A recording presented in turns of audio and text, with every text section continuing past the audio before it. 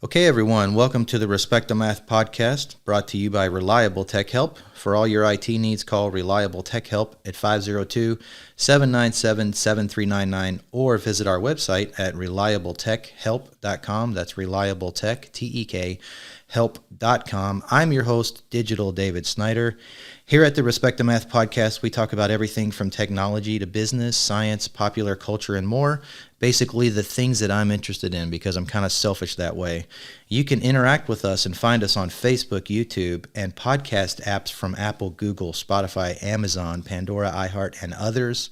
If you like what you hear, please subscribe on one of those platforms. Today, our guest is Ken Blum. Thank you for being here. Thank you. Glad to be here. Ken and I have been friends and associates for about 8 or 9 years. He's here to talk about what he does and the products that he offers as an identity theft and security expert. And thank you for being here, and tell us more about yourself and the world of identity theft and security. I've been in that business for about 10 years now. Background was in healthcare for 30 years. Okay. And did some corporate work and owned a medical screening company for 15 years. And decided what to do later in life, and this has been my joy. Yeah, you're very successful at it. And your background, I didn't know you owned a medical screening company. I'm sure building a business and working on the administrative side of healthcare has definitely enabled you to bring some tools to the table in your current profession. Yeah, it's really helped. I started a franchise from scratch, and it was quite a learning experience. Made a lot of mistakes that weren't too costly. Yeah, you're still here? And learn from them. Yeah. So it's been it was rewarding. Yeah. I like to tell people that a loss doesn't make you a loser if you learn from it. Yeah, exactly. You know? Successful people keep failing forward. Success is kind of the residue of 50% are victories, and the other 50% the lessons we learn from losses. Absolutely. I agree with that. Do you agree with that? Well, I'm very excited to have you here today because I am an enthusiastic customer and proponent of identity theft. I tell anybody that will listen that you gladly pay an insurance premium to protect your car, health insurance to protect your well-being, your health and your body, homeowner's insurance to protect your house. What's not as important as the lifetime you've spent of paying your bills on time, building a good credit rating, building some wealth, hopefully over that period of time. What's more important than that? And that's where identity theft comes in. Can you talk about that and why it's so important? Yeah, I think relative to those other types of insurance, it's a relatively new profession, so a lot of people don't associate it right away. But as you said, we insure all our categories of importance to us, but our identity is something that when that falls apart, a lot of the other ones fall apart with it. And one thing I want to point out too is I'll mention this to anybody that'll listen. And a lot of folks will say, well, Home Depot got hacked last year and they gave me a year of this or that plan. And 9 times out of 10, that plan is very stripped down. It's very basic. They buy it in bulk for a PR thing so people don't freak out because, whatever institution got hacked last week, Target or whomever it might be. Can you talk about the limitations of one of those bulk plans? Probably a good example. I think it was about 5 years ago, might have been 6, I think, Blue Cross Blue Shield had a major breach, 80 million medical accounts. Wow, and that's very sensitive data. Yeah, this is when you get your medical information, they have your driver's license, they have your date of birth, they have your credit cards, they have your medical history. Social Security number. They have your Social Security number. They have everything about you. They can do a full persona on you with everything they have. Blue Cross offered, I think it was a 18-month policy, but what wasn't stated, that there was a sign-off process in there that you had to sign off that if you accepted that, you couldn't follow up with any other legal matters. Really? Yeah. I didn't know that. Yeah, it was in the fine print. Yeah. And what it offered. It offered essentially, we're going to talk about this a little bit later about credit monitoring versus identity theft. It offered some very basic credit monitoring, which would look at some of your credit. But was that all it was? There was no protection on the restoration side if you get compromised, or not really, not to speak of. And that was one of the things. And the medical fraud is probably the most dangerous of any of the frauds, and we'll talk about that a little bit later. Yeah, because of the abundance of personal information that's tied up in your medical records. I mean, you're admitted to the emergency room and you show up with the wrong blood type on the chart, yeah, or a prescription you're allergic to. You can only imagine where that goes. Yeah, I mean, of all the areas to take a shortcut or cut a corner on, that would not be an area that would be advised. Exactly.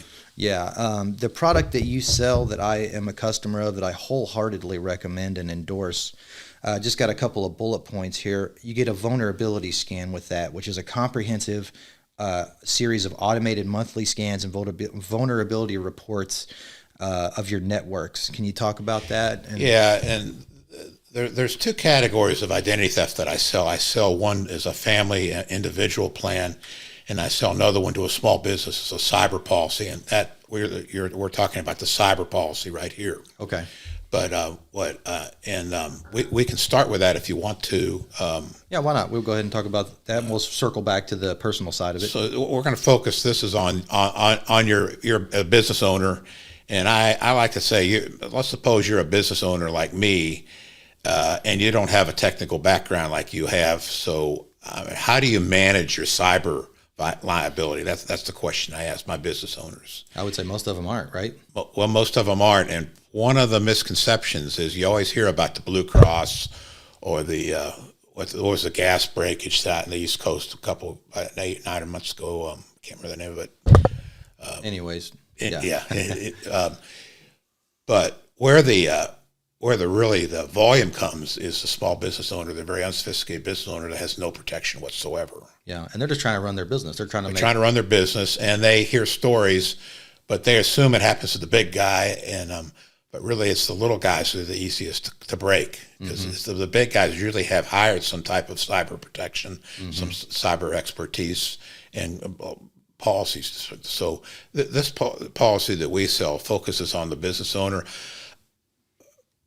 Probably the best way to explain the value of it is to talk a little bit about cyber protection insurance, because it's when most of the major insurance companies offer cyber protection to the company.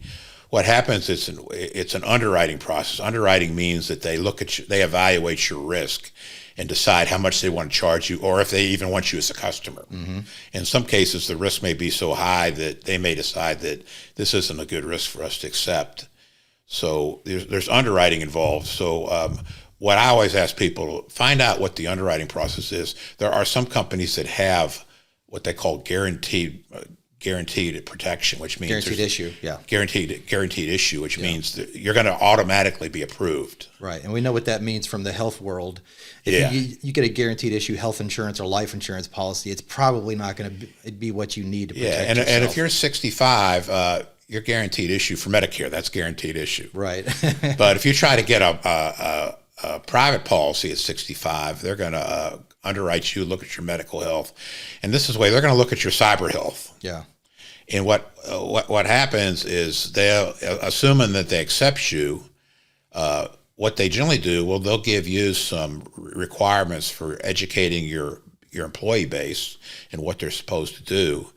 And they hold you accountable for doing that. So if you have a breach, the first thing they're going to do is go back and check, did this employer do everything that he committed to do to train his employees? Yeah, it's a two-sided contract. You have to do due diligence. And if they find there was breaks in that, they can deny the coverage after the breach. Sure, just like with a medical. Just like a medical thing. So that's pretty risky when you're a small business owner trying to run a business, particularly in this risky environment where we are right now. Yeah. And then maybe you didn't do all the due diligence with your employees. An employee did some personal stuff on the company computer, got broken into. They got in the computer and went downhill from there. Yeah. Did God knows what. I'll tell you a personal story. We had a client who had us set up a new email platform for him and his employees, small real estate company. I think they had 15, 20 employees. And we told them, we said, every single person's individual email account for work should have a unique, secure password. So you can't have 1, 2, 3, 4, 5, 6, 7, 8 or something like that. It needs to be secure in the sense that it has a combination of uppercase, lowercase letters, symbols, numbers, that kind of thing. And the person was adamant that he didn't want to be bothered with the burden of doing that. We said, okay, that's against our advice, but we can't make you not do that. Fast forward about 6 months later, we got a call that an attempt to transfer $150,000 of their cash from their business account was being made to an untraceable offshore account. And the only reason they got stopped is there was a security audit at his bank.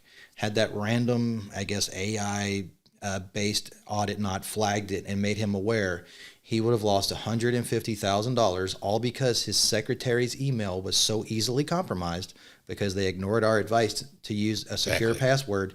An email came to the owner of the company from the secretary, so it's got to be trusted. It came from his secretary, right? And he okays this transfer of money. And he was literally a hair trigger, a hair trigger. What do we say it?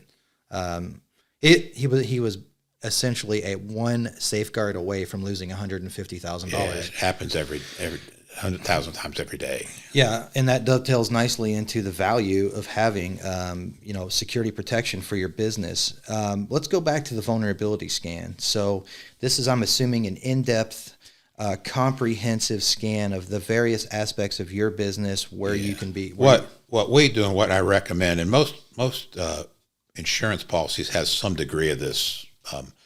We have right now, it's right around 100,000, 120,000 different scans, and we add about 20 or 30 every day. It's a moving target. The thieves are, in my mind, are ahead of us, and I'm not looking for us to catch up anytime soon. The infinite cat and mouse struggle. Yeah, exactly. So in our case, we have about 100,000 scans we do. We do it automatically once a month. And then we'll send you anything that we find. If you've made some changes or you want to do it once, you can request it in between the month. We require you schedule it once a month. Okay. And then there's a scan report that you'll get. And in a lot of cases, if you're like me, I did it for myself. I didn't have a lot to look at because I don't have I'm a self-employed business owner. Right. But you can call one of our helplines, and they can walk you through the scans and talk about which ones are critical, which ones you should prepare, and go ahead and consult with them. Perfect. And that's all part of the plan. So you don't have to become. Some of the stuff I looked at, I didn't understand, and I don't understand all the technical aspects of it. But that's why I'm trying to talk to the business owner. Yeah. How to manage this when you're not the technician. Yeah, and you mentioned the emergency helpline response. You've got access to a cybersecurity response specialist 24/7 if you have any questions or there's any evidence of a cyber attack.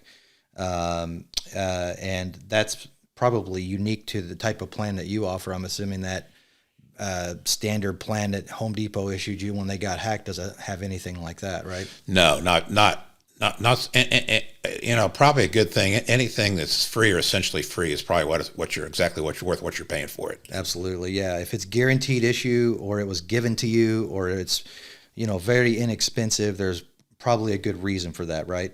Exactly. Can you talk about the $100,000 cyber protection plan that you offer? Yeah, I guess one of the things that happen, most people, we read about the big plans where they're asking for $50 million, but hundreds of thousands every day, they'll get a small independent businessman and they'll breach and take control of their data systems and then put in a ransomware request in there. And it's usually for a very small businessman. The IT people I've talked to, it's in the $5,000 to $7,000 range. That's not us. It's a wide variety from that, but sure. They're not going to try to collect $2 million from somebody that they know is a small business owner. They're smarter than that. And there's far more small business owners than there are large corporations. Yeah, I'll give you a good analogy about that in a second. So what happens? Our plan has $100,000 of coverage, and that's broken into 5 different areas. Now, that for some people, that's not a lot. I have some medium-sized businesses that have other cyber insurance and buy this in addition to it.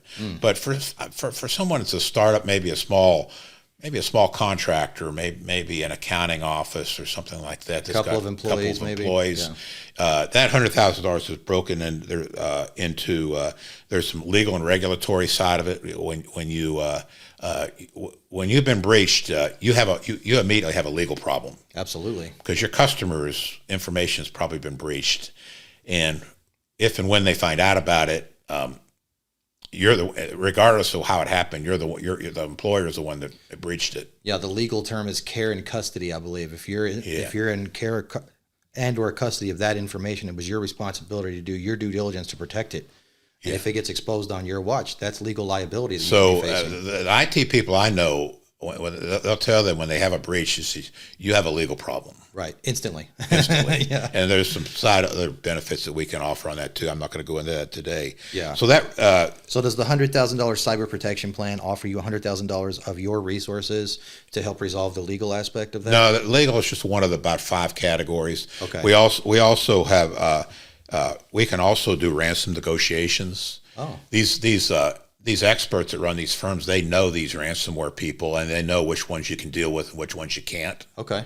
So they can, depending on where the breach came from, if they can kind of generally track the source, they know pretty instantly whether this is a negotiable thing or not. And so that's part of what we offer.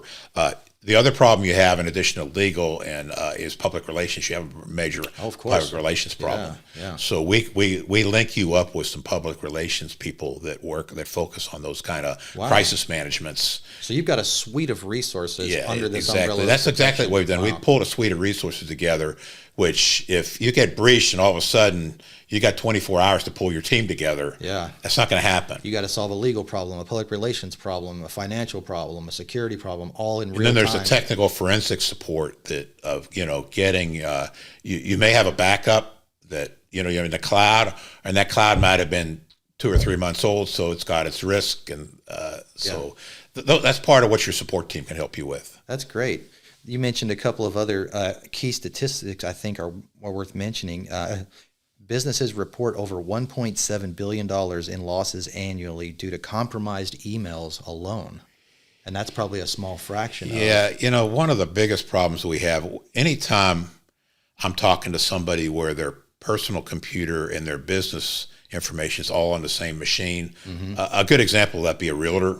Oh, yeah. The realtor's got their own personal laptop, and they're tied into the broker's information, or the MLS, MLS or whatever. So they get in front of the individual hasn't done a good job. She's got a password the password is password or 1 2 3 4 or 5. their kid's first name or something. So what happens? They get through the employee, and then they get into the corporate thing. Yeah, it happens every day. So that's probably one of the more attractive gateways for the scammers and the hackers. Exactly. But the other thing is the phishing is somebody's using the company email to go where they're going to go to a restaurant that night, or they want to order something from, wherever, Amazon.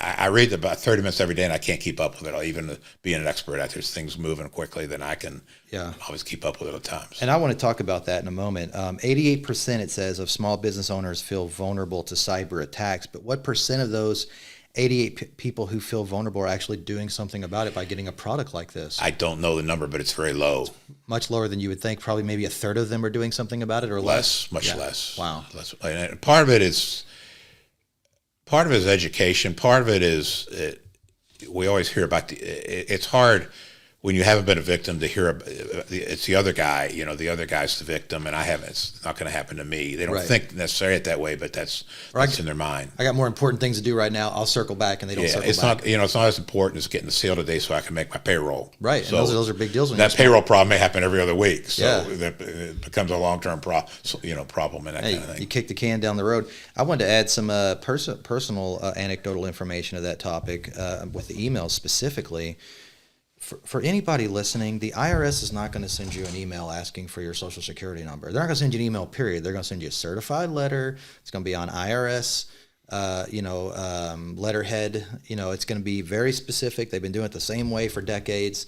If you have any questions about that at all, please reach out to Ken. If he can't help you, if it's outside of his wheelhouse, I can help you. I see it all the time. Right. I can't tell you. It's probably at least once a week minimum that we get a call from somebody. Well, I got this email. Amazon said my iPhone that I ordered is going to be late, and they need to cancel the transaction and charge it to a different card, that kind of stuff. And I say, well, first off, did you order a phone from Amazon? No. Well, then why are you taking this seriously? That's step number one. Number two is, did you bother looking at the from email address? The title of it might say Amazon orders or something, but if you hit from and click on that, it'll show you the actual email address it was sent from. And it's probably like Mark 4689@yahoo.com. I mean, it's so obvious once you know what to look for. Yeah. You see what I'm saying? But I can't tell you how many otherwise intelligent, educated people I talk to, and they respond to these emails. You mentioned phishing earlier, and they get in the process of eventually, unfortunately, calling these bogus phone numbers. Someone's pretending to be from the IRS, pretending to be from Microsoft or Apple or Amazon, and they grant these people remote access to their computer, and they go in and God knows what, right? Think of all the personal sensitive information they could have access to. And 10, 15 years ago and prior, it was all viruses and malware.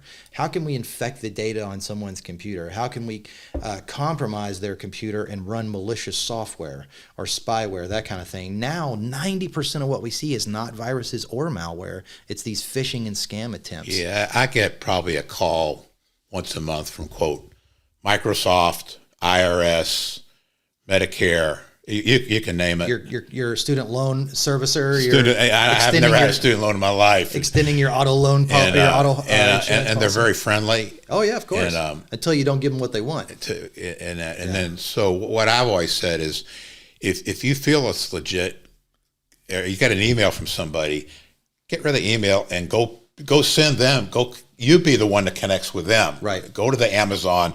And go to their Amazon site that you know and use them. Is real. Yeah. Don't let somebody. I can tell you a real personal story that happened about a month ago. Yeah. And this is an odd thing. And this is using the weather to scam somebody. Okay, let's hear it. I don't know if you about 4 Fridays ago, Friday afternoon, there was a snowstorm. We're going to get about 3 inches. Remember that? It's going to be 70 like 2 days later. Yeah. Anybody that lives in Louisville knows what happens when we have a snow. We don't have to have a snowstorm, just the talk of a snowstorm. Meteorologists become celebrities. And the city shuts down. The meteorologists, you can see their energy pick up because they're celebrities. There's actually something going on. Well, what they didn't know was we had family company coming in Friday night. My wife was going to pick up groceries, and she got a text message from Louisville Gas and Electric that we hadn't paid our utility bill, and they're going to shut it off tomorrow morning. Yeah. And my wife is I've lectured her on this. She's pretty smart, but it was a snowstorm. We had family coming in. Yeah. So she started to get on there and pay the bill, and she stopped and says, "Wait a minute.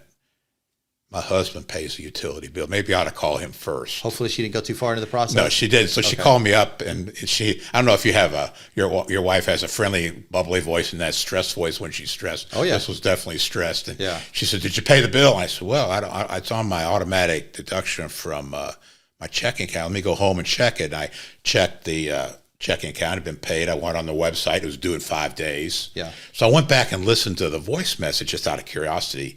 And it was very close, but the one was this too that was different. Yeah. And it was not quite as much of a customer service for, the major companies have customer service people, professionals that give the call. And this wasn't a professional call. Right. And that. So we squeaked by it. Yeah. And this is my wife that's trained on this stuff. She's not a professional at it, but I talk to her all the time. Yeah. So you can imagine what somebody, a senior, somebody living by themselves that doesn't talk to anybody all day, and all of a sudden they get a friendly person trying to help them out. Yeah. Yeah. And you and I work complementary in that way. Complementarily would be the word. This is a great way for someone to start a conversation with you about cyber protection for themselves or their business. Hey, I got this suspicious email. Call Ken, talk to him about it. He'll advise you. He'll tell you the benefits of the program that he offers. And then if there's a technical aspect of it that you don't handle, you kick it my way. I can go to their computer. I can remove whatever malicious code is being run on there or spyware, or undo the remote access you gave someone. So you and I pass things back and forth quite a bit. And I tell you, like I said earlier, I tell anybody that'll listen, but I emphasize it even more after I've cleaned up someone's computer who's been a victim of one of these scam and phishing attempts. I always talk you up and say, hey, you got to talk to Ken. And one of the things I love about referring to Ken is is selling a product, but he's not a salesman. He's going to educate you on the benefits of the plan. I appreciate that. Yeah, well, you earned it. There's a lot of people that I believe in their product, but I wouldn't refer them to because I don't care for their style. It's kind of aggressive or whatever. It's not consistent with the way I do business. But Ken will inform you and educate you and say, look, here's how I think I can help you. It does A, B, C, and D, and here's what it costs. What do you think? and you just want to be a resource. You want to have conversations with people about this, and the product pretty much sells itself. If someone will give you a few minutes to explain they'll decide very quickly whether it's right for them or not. Yeah. One last thing about the cyber product before we move on. Most of your cyber insurance policies are what I call reactive. Mm-hmm. They react to you when you have a problem. Not very many of them are proactive, which is what we try to do in both our products, is catch the breach before it becomes a breach, catch the potential of a breach before it becomes a breach. So that vulnerability scan is done independently by people like yourself in cyber protection. That's about your cyber is part of your absolutely but big part. Yeah. But there's other companies that do specifically cyber, and they'll do vulnerability scans, and the prices for those can be anywhere from a couple $1,000s to $20,000 or $30,000 on up, and that's so. The vulnerability scan is our proactive way of identifying weaknesses before they become breaches. Mm-hmm. And to me, when you're looking at a cyber policy, find out if you're, by all means, shop around. In fact, I'd rather you shop around first and then talk to me. That'd be ideal, but either way, it's fine. Because the proactive nature, the guaranteed issue, the $100,000 coverage in the 5 different areas, it's focused on a small business owner with limited resources. Yeah, and before we move on from that, did you want to mention the pricing tiers for that cyber business policy? Yeah, with up to 6 IP addresses, which I know you know what that means. Yep, IP address is just your unique name on the internet, and then your URL is just how to get to you. Yeah, either 6 of either of those is $79.90. It's $80 a month essentially, and then you can go up to 12 IPs, and that's $159 a month for up to 12. Okay, and I got to tell you, this cost pales in comparison to take a proactive approach and pay this than to be reactive after you've been compromised, both in hassle and in price. You're going to pay way more to clean up a mess that this could preemptively prevent. Correct? Exactly. Yeah. So you're buying into a proactive, guaranteed issue. You got a consultant, and you got a team of people that we've already lined up to handle you on immediate 24-hour notice when the problem happens. And that's all they do. They specialize in it. They're going to be way better at it than you are. Yeah. And I'll tell you, the cost of cleaning up a mess like this is nothing compared to the amount of man hours you'd have to throw at it if you were doing it yourself. And the lost business, and can imagine a lost sales business. You opportunity cost is huge. You lose your accounting base. Yeah. Every hour that a business owner is taken away from serving their customers and their employees and running their business has a huge cost, right? Why not outsource that to a team of experts that deal with that all the time? Let them handle that for you. You get back to running your business. Right. And then obviously be proactive and preemptive in your approach by getting one of these plans. I can tell you guys, the cost of this and the ease of use of it and getting it set up pales in comparison to the hassle and the cost of cleaning up the mess after it happens. I think, just to be honest with the audience, no plan is bulletproof. Something can still get past this. We have to say that, but it's going to significantly reduce the likelihood of it happening. Yeah, we add that 100,000 scans we do. I'm told we add about 20 or 30 new scans a day. That doesn't surprise me. And so it's you're always playing catch up with the thieves 100% of the time. Yeah, that's great. I highly recommend this plan. If you have any questions, talk to Ken about that. We're going to segue into the personal side of things, and that's where you're talking about identity theft protection.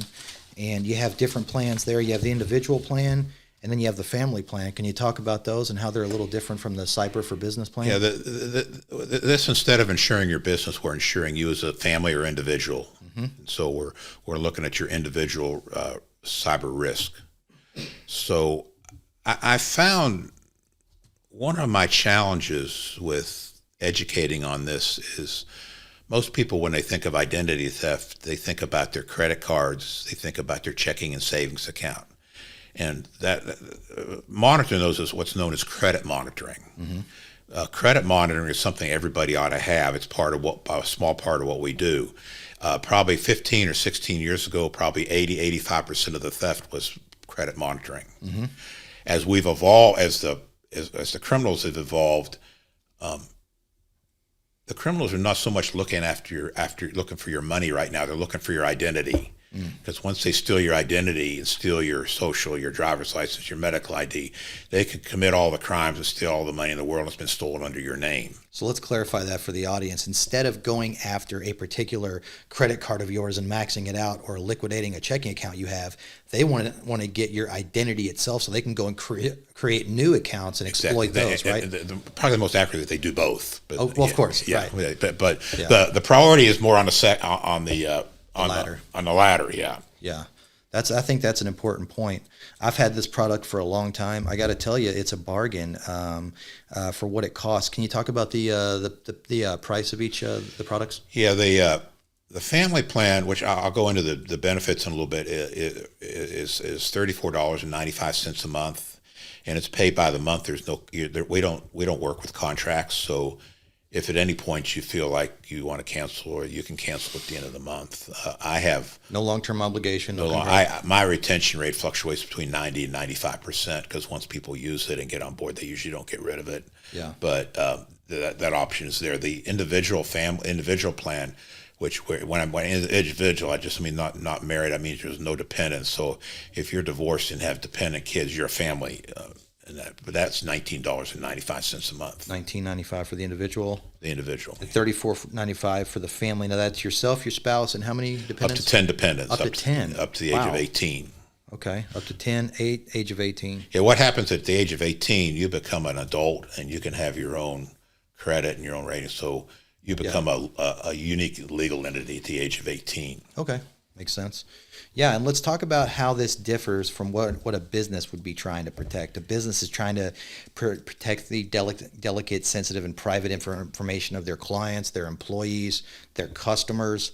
On the personal side, you want to be monitoring that maybe your driver's license has been used to commit a crime. I start with the credit monitoring, which your three credit monitoring companies will offer you, sometimes for free, sometimes for $10, $15 a year. And that looks at your credit cards, debit cards, checking savings account, and it'll look for new ones to show up, which you might have done yourself for that, but it doesn't look at the other categories, which are what I call the main things are your Social Security number, which people will take a job under your name and not pay their FICA taxes. They'll file a tax return before you do. Yeah. There are seniors that may get government benefits redirected to them. It really is changing and evolving every day, right? Exactly. Stuff you would never think of. You mentioned getting a job and using your identity to do that, and then filing a tax return based on that before you file your return. Exactly. One of the areas that I've been told is the fastest growing, because people don't think to check, is children.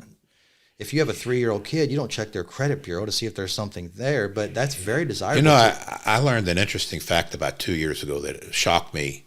I found out that seniors are passing away in age, and they've had identity theft problems. And after their death? They have identity theft before they died. Okay. And then the IRS is running out of Social Security numbers, so they're reusing Social Security numbers. Are they really? With brand newly, your kid can be born with an identity theft problem. Right. Wow. This was about 2 years ago I found out about this. That's just another example of why people need to come talk to you, because I never would have thought of that. And the other part of it is if they get your kid's Social Security number, when's the first time you're going to find out about it? You're going to get, they apply to college. When they're 18? 18, they decide to give them a credit card, and they have no credit rating. Yeah. It doesn't occur to check that when they're kids, right? Yeah. So it's a very valuable asset for a thief to get most people give a Social Security number when the child is born, and they're linking into those databases and getting that information. Yeah. And I'm sure there's many other examples we won't have time to talk about today. So please come talk to Ken if you have any questions about that. He's a wealth of information and a great resource. Can you talk about home title theft? Yeah, this is something that upsets me a little bit. If you're in the real estate business, when you buy a house and you want to close the loan, the first thing you work with a title company, and what the title company does is go back and make sure there's no other liabilities involved from a prior sale or purchase. And then once that's cleared, then the closing goes through. Liens, et cetera. So what's happening, a lot of thieves are getting a hold of titles and they're forging the information and signing the title over to them. Now, is this electronic and actual physical deed? Both. Okay. Now, this is where I get a little bit differing on some things. They're offering title protection insurance as a separate entity, and they're advertising it quite aggressively. I've noticed. Quite aggressively. Yeah. Now, I've talked to some of my legal friends, and what they've told me was that if that happened to me, I would go call the local police department, and in a perfect world, they would call the prosecutor, and they'd find out that the contract was forged, and it would dissolve the breach. Mm-hmm. Now, that can be a little difficult in this COVID time, because up till recently, the courts haven't been meeting for civil cases very much. Yeah. But it really, if it's a forged signature, the whole thing goes away. So do you not suggest getting title theft protection yet? I don't. I think if you get it, I think if you have access to a good lawyer, you don't need to get it. Okay. And any good lawyer can look at a title and say it's been forged, and they can send it to the police department, the prosecutor. That's a felony. Okay. And the prosecuting attorney should, at minimum, nix that if they can't, even if they don't prosecute the person. So you think that you've got a fairly accessible legal remedy to that for the time being? That's my opinion. Okay. That's my opinion. Yeah, it could be something on the horizon, be a future product you guys offer, though. It could be. It's not. I'm sure you've looked at it, but yeah, we have a separate service. We offer some legal services, and we're not going to talk about today. But that. Okay. Well, if you have questions about that, again, call Ken, and he'll answer those for you. A big one is crime. I heard people are committing crimes in other people's names now, and some people are actually having legal issues as a result of that. Yeah, it's one of the easiest. If you've got a hardened criminal, it's been in jail multiple times, it's much easier to commit that crime under your name than his own. Right. And one of the scans that we do, we look at the local jurisdiction. We look at the criminal databases and the criminal cases that are happening. And if David Snyder shows up on a criminal case in Scottsdale, Arizona, we're going to shoot you an email and say, David, is this your crime? And if you say that's okay, I did that, that's fine. But for the most case, you're going to say, no, that's not me. And then you talk to one of our licensed private investigators, and we get that fixed. Yeah, and I'm glad we brought that up, because it seems like every time I catch up with you every couple of months or whatever, there's something new you guys are implementing. Yeah, we're having. To be honest with you, I believe we have the best coverage, but we have some. In the last couple of years, we've had some good competitors that have kept us on our feet. That's what you want, though, right? That's what we want. Yeah, it makes you better when you're always having to look over your shoulder to see what the other guys are doing. In terms of the protection piece that's proactive and preemptive, we're obviously scanning databases full of criminal activity. Any changes to property that you might own? Change of address is a huge one. You can even can you monitor email activity too, like someone's email account yet, or not the content of it. We can't. But the actual maybe buying and selling of the email address itself, or I don't think we do that. To be honest with you. But there's things on the dark web you can scan. We go through the dark web and look for your. When you sign up with our product, we link you up with a military encrypted database. We ask for all your identifications by all. I'm not just talking about your credit monitoring and your driver's license, your passport, your medical ID. We look at your social media accounts. We'll talk about reputation management in a second. Yeah, we will. We look at your 401k retirement accounts and look for any unusual transactions. And then we go through billions of websites each day and look for your IDs in places where it doesn't belong. Mm-hmm. And if we see something that looks suspicious, we shoot you an email. And there's two boxes. You can check it off saying, I recognize that, forget about it, or it doesn't look right. If you check the second box, then we link you up with one of our licensed private investigators. In that you have a one-on-one relationship with that investigator while he or she fixes your problem and restores your ID. Just another of the many resources you're getting access to when you become a member. Now I'll give you one innocent one. Everybody's had their credit card broken into. One of my got broken in about a year ago, and they do what they ever do. They sent me a new credit card. 2 days later, I got an email from, you got a brand new credit card. Are you aware of it? And I just checked it off saying, yep, that's me. But if I didn't recognize that, I would call our restoration line, and I'd work with a private investigator, and they would get that straightened out with a credit monitoring company. Yeah, that's a great example. I love it's just a gentle reminder occasionally in my email inbox that they're doing their job, that the product is scanning for that activity. At the end of the month, if they don't find anything, we shoot you an email saying everything's normal. Yeah. No activity this month. And with the app, you can log in and see if there's been inquiries to create accounts under your name. You also get your credit score updated. Is it biweekly or monthly? It's monthly. Monthly, And anybody really has this product now can request from each of the three once a year. Each of the three credit A full credit report. Free once a year. Yeah. So that's free. That's true for anybody. Yeah. And let's talk about you as the customer helping the product help you protect yourself. And what I mean by that is I'll recommend people to you all the time. I think you close a lot of those because the product sells itself, and I've already warmed it up and told them how great it is. But a lot of those people are reluctant to do the activation piece, and that's where they have to register their health insurance card, their driver's license number. Yeah. There's two steps to our enrollment. The first is the enrollment process itself, and the second, the activation. The activation is where the monitoring kicks in, where we monitor all that information. And I can't make people do the activation, and sometimes I can't make them do it, and they still have the coverage for if they get breached. It's just you might know you've been breached until a lot later in the cycle. Right. I mean, the plan is limited in a sense by the amount of information you give it to monitor. Exactly. It can't know your health insurance card was used if it doesn't know what your health insurance card credentials are. So I try to get that done in the first couple of days after I talk to them, because the longer it stretches out, the harder it gets to do. Yeah, and the theme throughout this entire conversation is be preemptive, be proactive. You don't want to be reactive. It'll cost you countless hours and headache and heartbreak and money.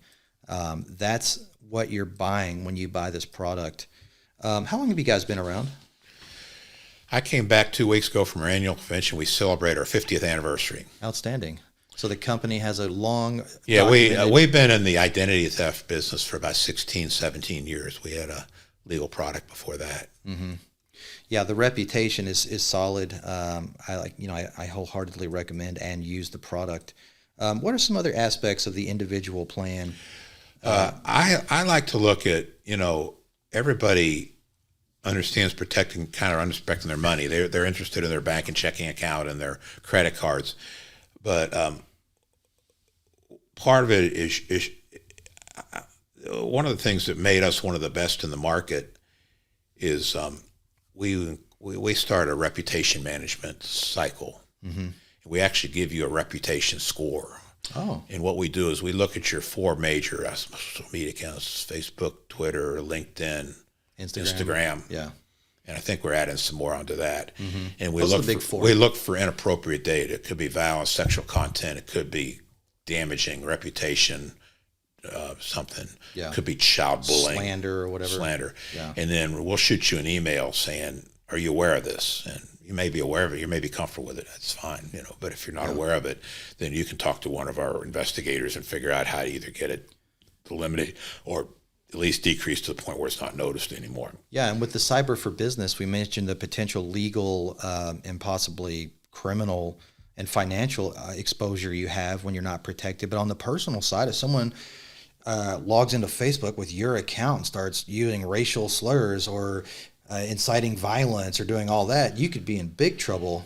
I always tell people, it's one of my sweet spots is always, if you're in a licensed profession, like my daughter's a nurse practitioner. If you're a school teacher, if you're a realtor, if you're a financial planner, I ask them 2 questions. What happens if somebody committed a crime under your name and it showed up on your record? What would that do to your career? You'd lose your license. And how would you fix it? Yeah. You'd have to contact a lawyer, which you'd have to find a lawyer that specializes in that area of cybersecurity, which there's not enough of them around. And that's going to cost you a lot. So I always tell those people, to me, that's a laydown of, if you're a school teacher and a child predator gets your name or something like. I hate to talk about that, but it's the reality of it. It's not pleasant to talk about, but it happens every day. I've been aware recently of people who've been turned down for jobs because they're scanning people's, just like they screen your drug activity and your criminal background. Now they're looking at your Facebook, your Twitter, your Instagram. Yeah, and so forth. I'm pretty old. Internet wasn't around when I was running around crazy. Al Gore hadn't invented it yet. And I'm going, yeah. But if let's say now you're a 25-year-old kid, you just got married, and you got a brand new kid, and you're applying for your first job, and you forgot about that party you were at 4 or 5 years ago where you're doing something you should have been doing. Right. Your potential employers are looking at that stuff now. And not only that, I heard it's trickled down to university applications now too. So you're trying to get into this school, you did all the right things in high school, and you were a great student, you applied for scholarships, and you want to go to this university and apply to that program. Now because of something you did, or more importantly, something you didn't do, could show up on there without your knowledge and disqualify you from that. Exactly. I lost my thought there for a second. We actually provide you a reputation percentage score. Yeah, talk about that. I don't know how the calculation works a lot, but they'll go through. What's the scale? Like on a 1 to 10 or 0 to 100? 0 to 100. I've never seen anybody below a 50 or 60, but okay. I don't know what the lower score is. I managed to get 100, but I'm pretty tame. I don't. Okay. And I'm only in LinkedIn pretty much. Yeah. My wife and I were talking yesterday about this free speech debate with Elon Musk trying to purchase Twitter and make it a free speech platform.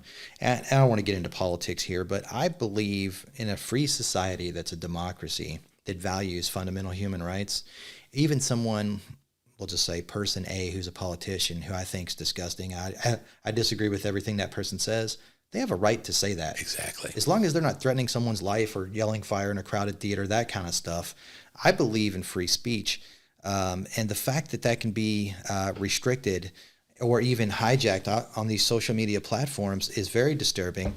And what used to be 20, 30 years ago and back, the public forum, the public square where people would go and talk and exchange ideas, it's effectively become Facebook.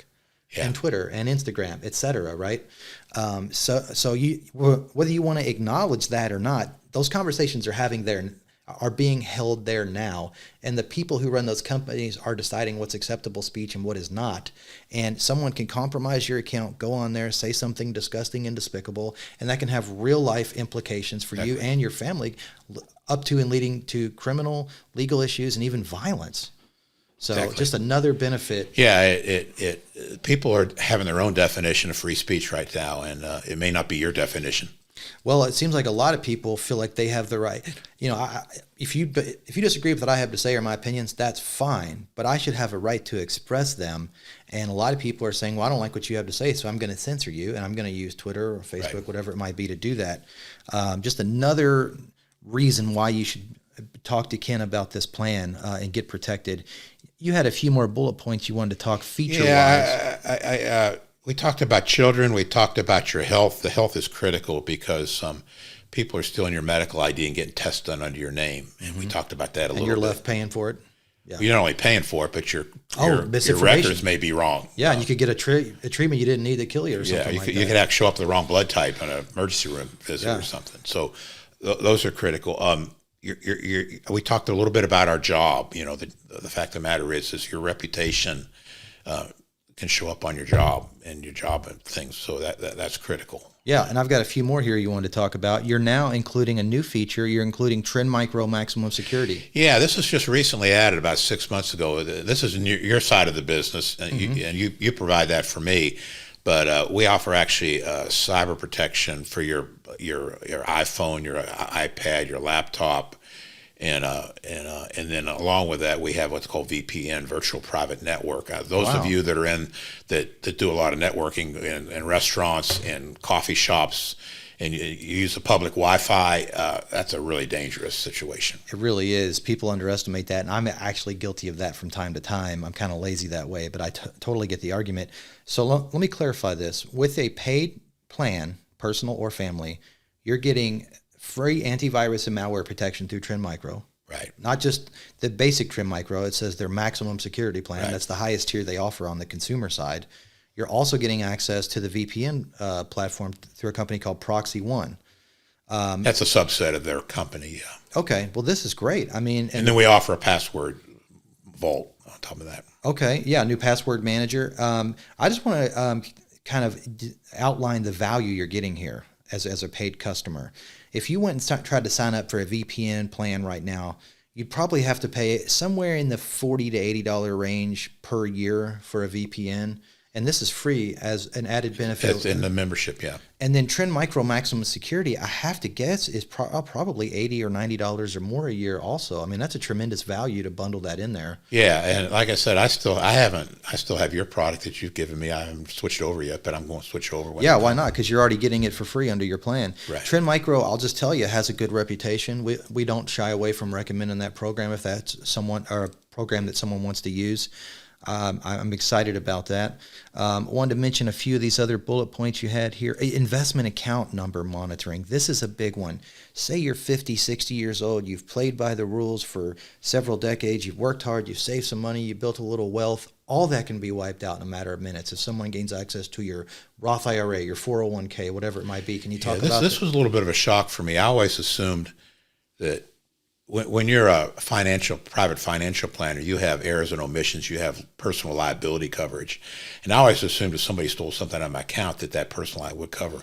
But the financial planner hasn't done anything illegal or negligent. All they're doing, they've bought into a software product that somebody's broken into, so you're not covered. So what we offer is you can set a percentage difference or amount difference, and if you surpass that amount, it'll alert you the same in the next day. Oh, that's great. So you can have a quick alert in that situation where that person. So you can customize a triggered message if there's a transaction of a certain type or a certain amount. Yeah, you got to be careful. If you make it too small, you'll get a notification every day. You won't be able to get anything done. Yeah, well, but to me, that's the thing we've added, and that it goes with any of your 401k investment accounts. So. Yeah. I highly recommend that. That's a very big target for the thieves today.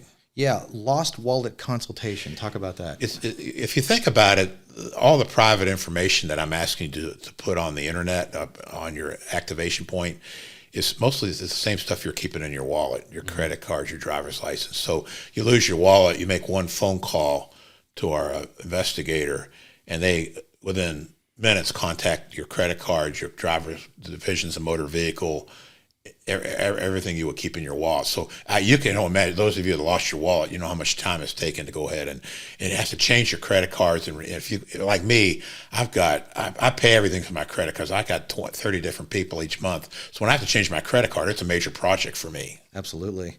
The mobile app, I can tell you from experience, it's always being updated and features and functionality are always being added to it. To me, today's thing is if you don't have a mobile app, you're not in the business. Yeah. I can tell you from personal experience, I use it frequently. It's accessible. It's easy to understand. It's full of information, but you're not inundated and overwhelmed. And I get a text message when I get an alert, or if my credit card's monitoring amount scores changes, I've got it set up to text me immediately. And you can customize that to be a notification, whether it's Android or iPhone, or it could be a SMS text message too. Absolutely. Yeah, there's a lot of value in this plan. I wanted to wrap things up and move into our last segment just by kind of reiterating the products that Ken offers. So we're basically looking at two areas: cyber protection for your business, and there's two different plans there based on the number of people you want to, or IP addresses and URLs that you want to protect. If you have questions about that, come talk to Ken. We'll give you his phone number here momentarily. And then on the consumer side, we have the individual plan at $19.95, and the family plan was $34.95. Both a bargain. There's just in full disclosure, there's companies out there doing it cheaper, but there's not companies out there doing it better. I would argue this is the best value for your money for a product you absolutely should have. If I can give you some guidelines on cost, if you're paying a whole lot more than $1 a day, or maybe $1.25 a day for a family policy, you might want to shop around a little bit. Mm-hmm. I mean, you can pay a whole lot more. You can also pay a whole lot less and think you're getting the same products. And particularly, I have people that think they're getting a full identity theft, and what they're really getting is credit monitoring. They're paying $10 a month, right? And what they're really getting is credit monitoring. So it's confusing. It's really confusing to keep to know to make the valid comparisons. And I tell people, I want to be enthusiastic about my relationships, personal and professional. I'm enthusiastic about referring people to you. I believe in the product. More importantly, I believe in and respect you. You're an honest person. You're going to educate the client and tell them how the product can benefit them. You mentioned something earlier that I thought reinforced that idea. You said, I'd almost prefer that they shop around first. Someone who doesn't have confidence in their product would not say that.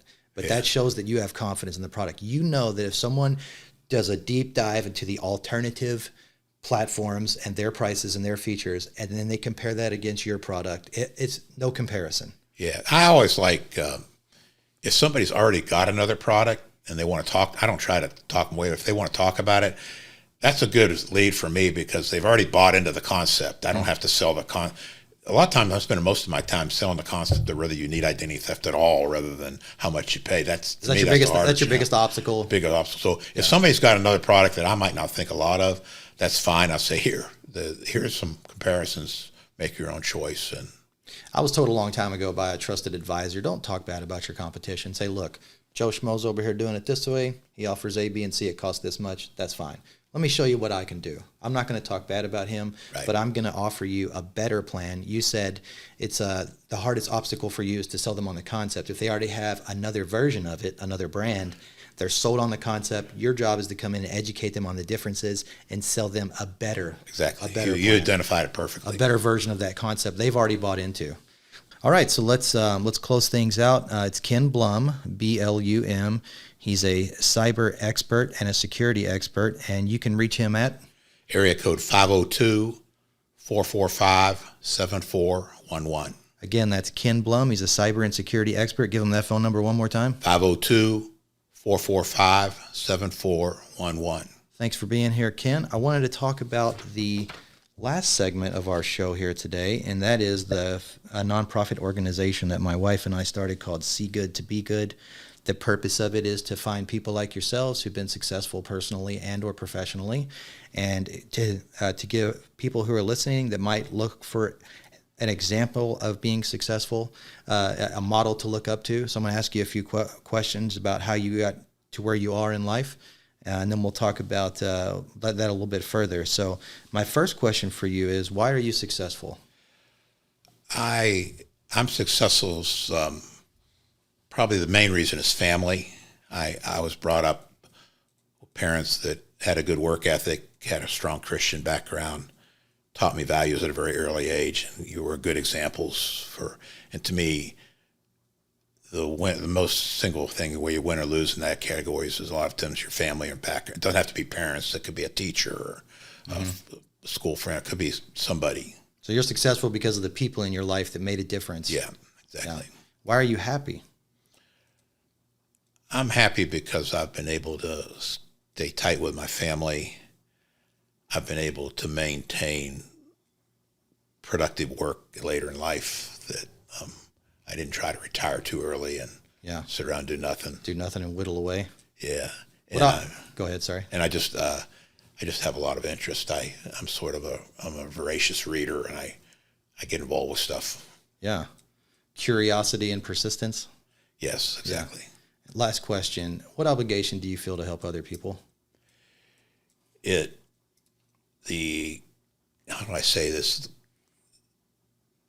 When you give something to somebody, you almost always get something back. It might not be from that same person you gave to, but either somebody's watching you or somebody you give off a different vibe when you give to somebody that people pick up. I don't exactly understand how the relation works, but it works. Yeah, I can articulate that both in my life and from other people I've heard talk about that. People are attracted to generous people. Right. And you don't have to be generous with your money. You might be working a 9 to 5 and living paycheck to paycheck. You can be generous with your time. You can be generous by being kind or compassionate and listening to someone or helping them walk through a scenario they're going through that might be difficult. There's plenty of ways to be generous, and it's not just a financial thing.